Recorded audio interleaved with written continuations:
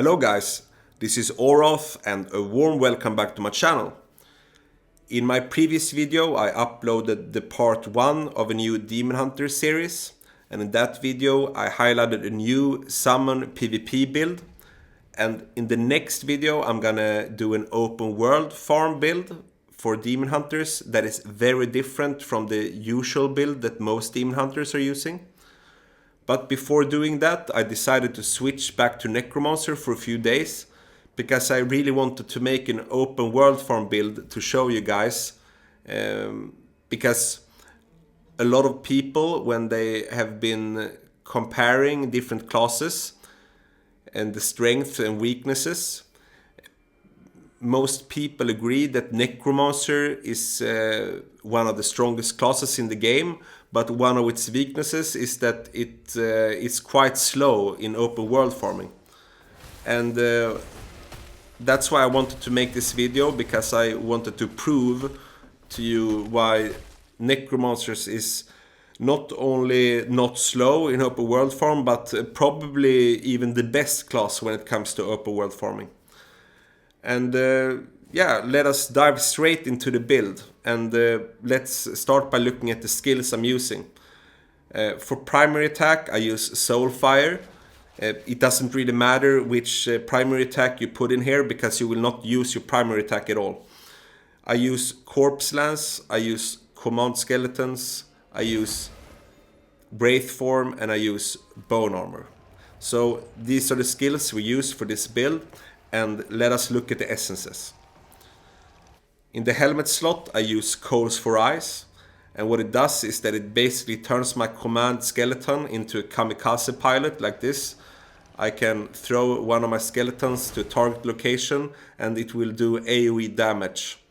And it's also quite far range, which is very good when it comes to open world farming.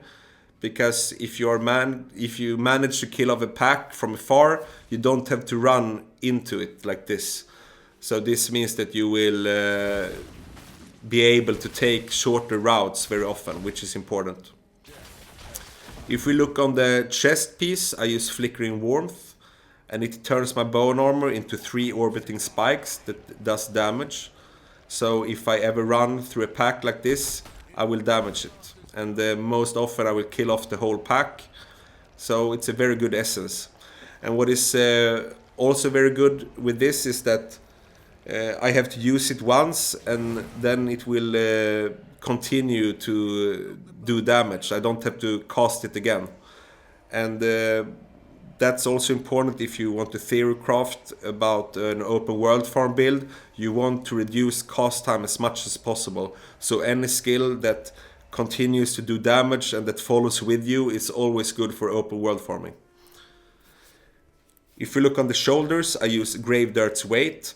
It basically turns my bone armor into an anti-CC protection that makes me immune to knockback effects. This essence is not impactful at all for this build, but it's still the best for this slot, so that's why I chose it. If you look on the pants, it's a Strange Sojourn, and what it does is that it turns my Wraith form into a teleport, like this. And the good thing about it is also whenever I teleport, it makes damage at the target location, AoE damage. So whenever I teleport into a pack, I most often kill them a lot.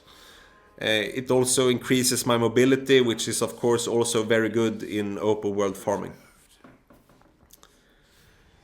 On my first main hand I use No Rest No Peace, and what it does is that whenever a skeleton dies it gives me an attack speed buff at 38%, so it will reduce the cast time of my skills, which is also good, because when it comes to open world farming we want to do things as fast as possible, so it's a good choice.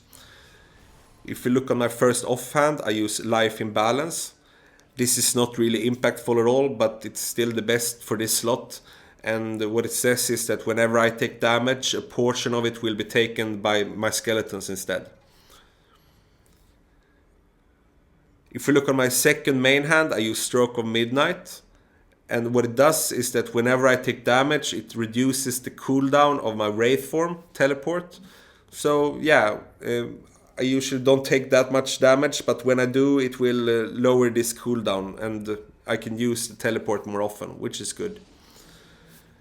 For my second offhand, I use the prong, and what it says is that it decreases the time for a new skeleton to summon after one of the skeleton dies.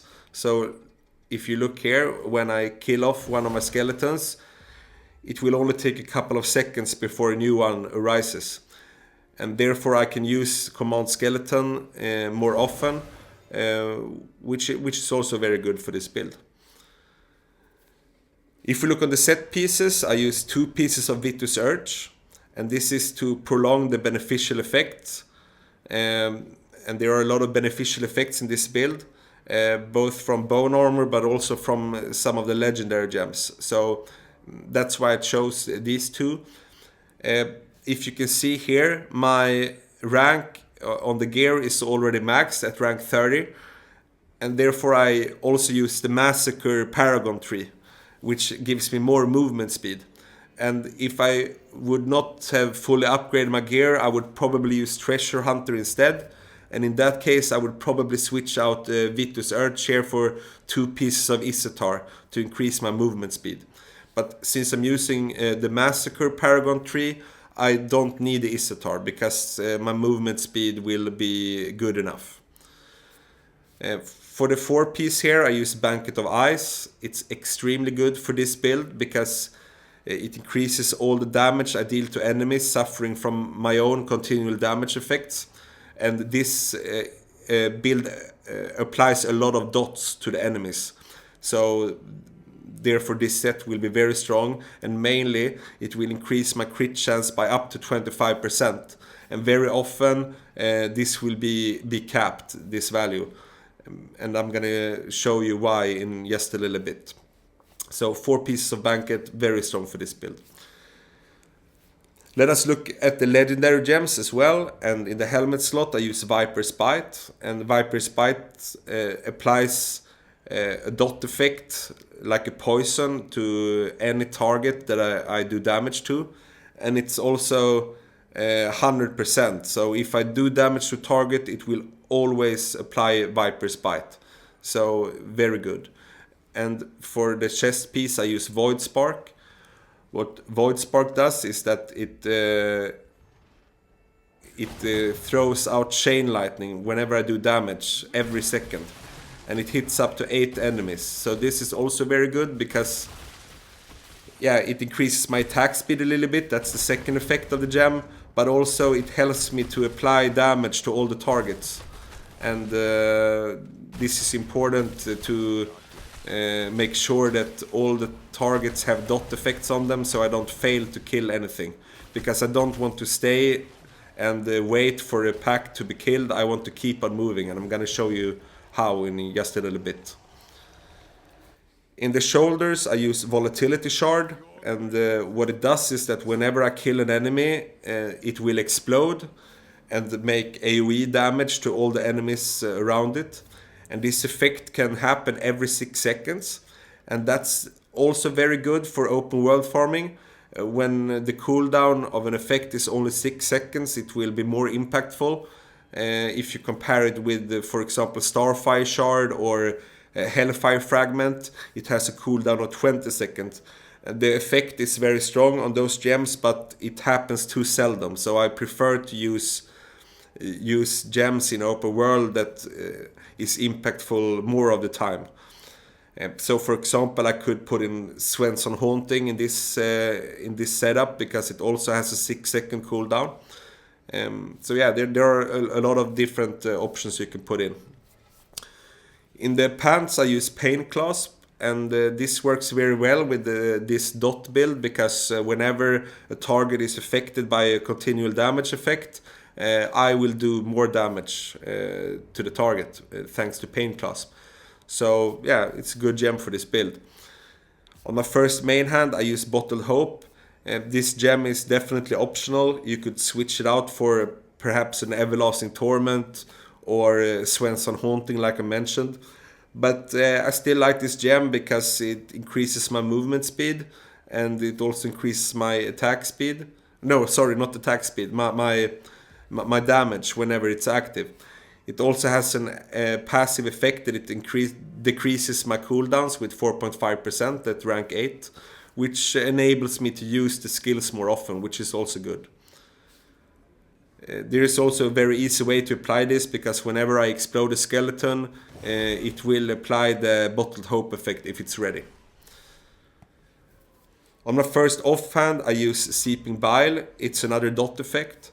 It doesn't apply 100% like Viper's Bite, but what's good about Bile is that if a target is affected by Bile and it dies, it will spread to nearby target. So if I sometimes fail to do damage to a minion in a pack, Seeping Bile will make sure that that minion will take damage eventually. And it's very important when you farm in open world that you kill every monster in a pack, because otherwise it will not respawn properly. So this helps me with this. Yeah, and in the second main hand I use Bloody Reach. Bloody Reach increases all the damage I do the further away I stand from the target. And this build is doing damage from afar, so this is also a good way to increase my damage a little bit. And finally, I use Blood-Soaked Jade. It gives me both extra movement speed and extra damage, so it's a very good gem for this build as well. But as I said, there are other options that you could use, and the main ones are perhaps Everlasting Torment and Swanson Haunting. But you could also put in a Berserker's Eye to up your damage a little bit if that's needed. Yeah, feel free to play around a little bit with different gems. But this is the setup I'm using, and it's working very, very well. So yeah, that's what the build looks like. And now I think it's a good moment to show you in action. Okay, someone is here. Let's invite him to the party, and then we're gonna start farming. Someone is applying, I can accept him. What's very good here is that you can see the blue circle when I press the Corpse Lance. That's the range of the Corpse Lance skill. So it has incredible range, and this makes it possible for me to kill off all the packs from afar.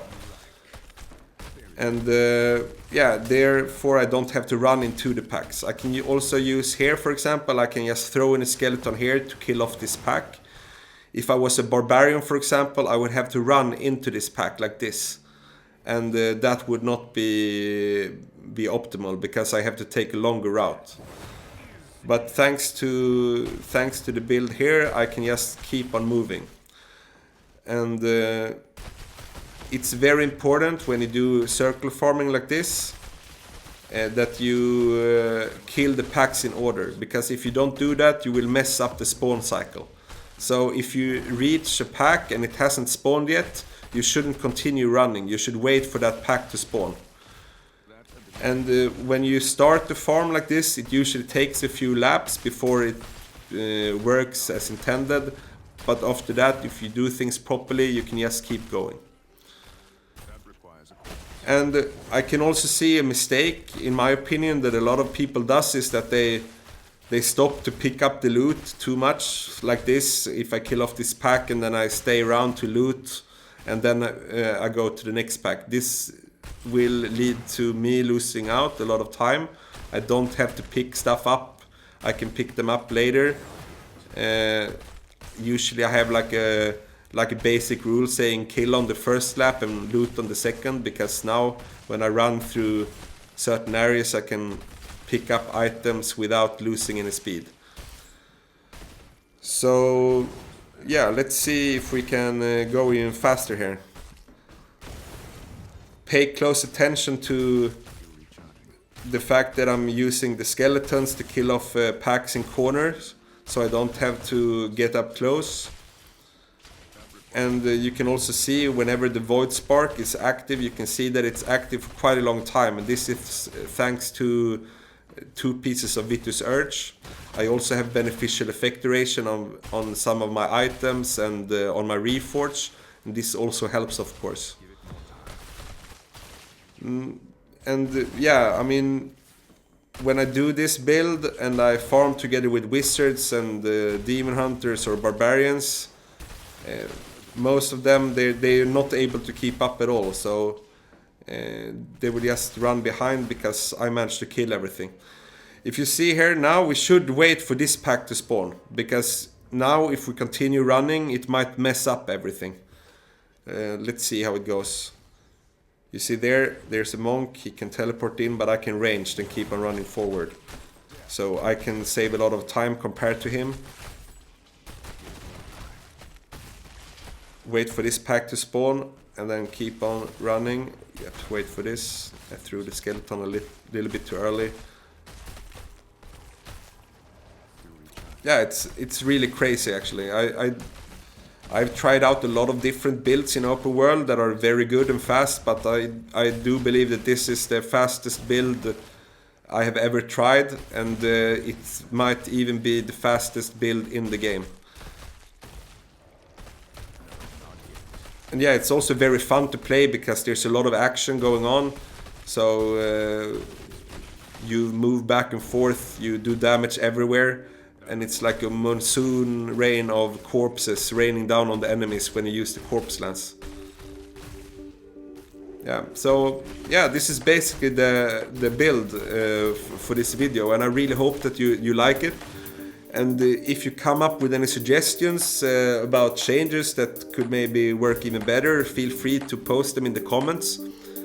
And yeah, before saying goodbye, I would like to wish all of you a very nice day or a very nice evening. And of course, to all my clan members in Kuro, I would like to say Avrath El Omno Kuro. So see you guys later. Bye bye.